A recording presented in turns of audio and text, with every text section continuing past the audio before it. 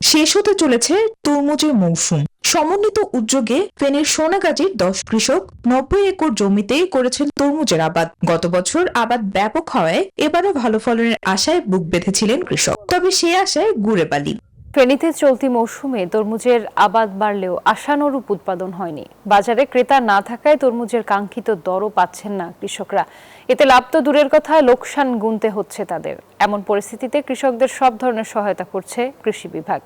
ইয়াসিন সুমনের পাঠানো তথ্যচিত্রে desk report.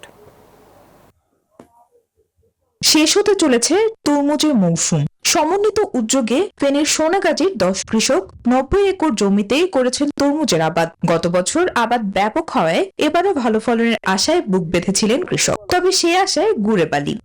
সব মশার বিরুদ্ধে সুরক্ষা দিতে এলো বসুন্ধরা এক্সট্রিম অ্যারোসল। মশার বিরুদ্ধে এক্সট্রিম সুরক্ষা। অসময়ের বৃষ্টি, পরিবহন সিন্ডিকেটের কাছে অসহায় হয়ে পড়েছেন কৃষক। বাজারে ক্রেতা না থাকায় লোকসানের মুখে তারা। পরিশ্রমের ফসল মাঠেই পড়ে হচ্ছে নষ্ট, খাওয়ানো হচ্ছে গবাদি পশুকে। আমাদেরকে সব আবহাওয়ার কারণে সব আমরা ব্যবহার করছি, তাও আমরা কিছু করতে পারি না। আবহাওয়ার কারণে, বৃষ্টির কারণে গাছে জলা রোগ ধরে গেছে, তরমুজ অনেকগুলা পচে গেছে। সরকারের কাছে একটা অনুরোধ জানাই, আঙ্গুরটার দিকে একটু খেয়াল করে যে আঙ্গুর কত বুঝতে দিয়ে সহযোগিতা করে। ভাইরাসের সংক্রমণের কারণে কৃষকের ক্ষতি হয়েছে বলে জানান কৃষি বিভাগের এই কর্মকর্তা।